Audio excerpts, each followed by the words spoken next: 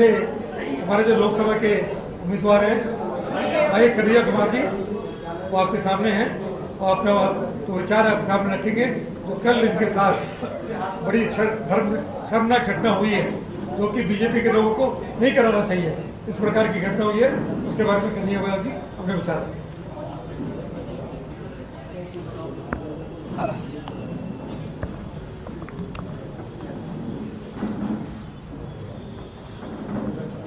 बोलिए आवाज आ रही। सबसे पहले तो मीडिया के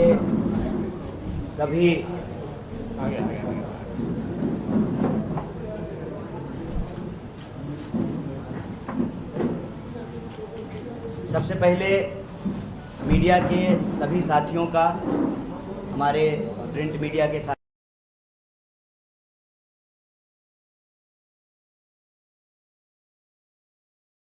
सहकारिता का कर्तव्य निभाने वाले आप सभी पत्रकार साथियों का और जो हमारे कैमरा के साथी हैं, आप सबका हम इंडिया अलायंस की ओर से, कांग्रेस पार्टी की ओर से बहुत स्वागत करते हैं, आपका अभिनंदन करते हैं। जैसा कि हमारे वरिष्ठ नेता और पूर्व मंत्री डॉक्टर नरेंद्र नाथ जी ने आपको बताया कि यह प्रेस वार्ता एक बहुत महत्वपूर्ण विषय पे बुलाई गई है। आप में से कई सारे साथियों ने कल जो एक शर्मनाक लोकतंत्र आपराधिक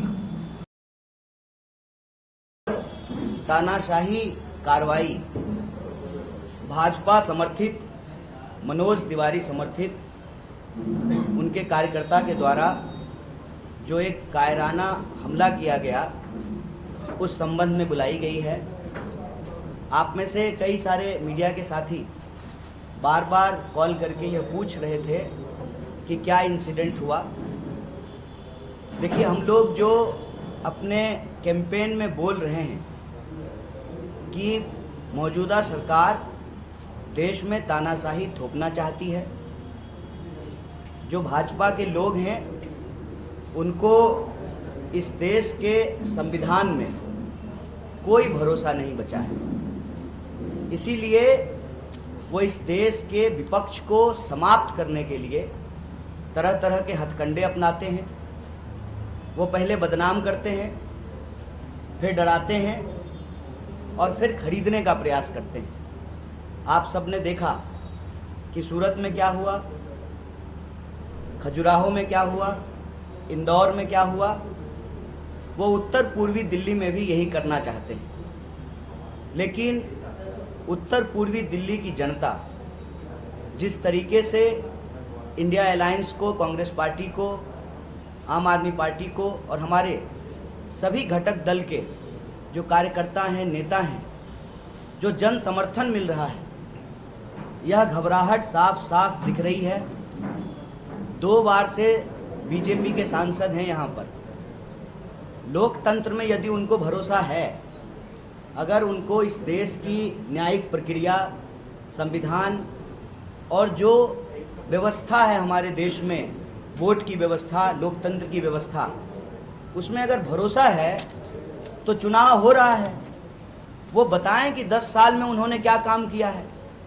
लेकिन अपना काम बताने की बजाय, जब से कांग्रेस पार्टी की ओर से मुझे इंडिया अलायंस का प्रत्याशी बनाया गया है उत्तर पूर्वी दिल्ली से, लगातार झूठ बोल रहे हैं, डॉक्टर नकली वीडियो घुमा रहे हैं और आम लोगों को भड़काने का प्रयास कर रहे हैं। जब आम लोग इनकी बातों में नहीं आए, आम लोगों ने हर गली में इनसे यही पूछा कि सड़कें क्यों नहीं बन रही, जाम की समस्या क्यों नहीं समाप्त हो रही, क्यों यहाँ पर लॉ एंड ऑर्डर का, कानून व्यवस्था का एक गंभीर समस्या है और 10 साल में आप दिखाई क्यों नहीं दिए, हमारे सुख दुख में क्यों नहीं आए।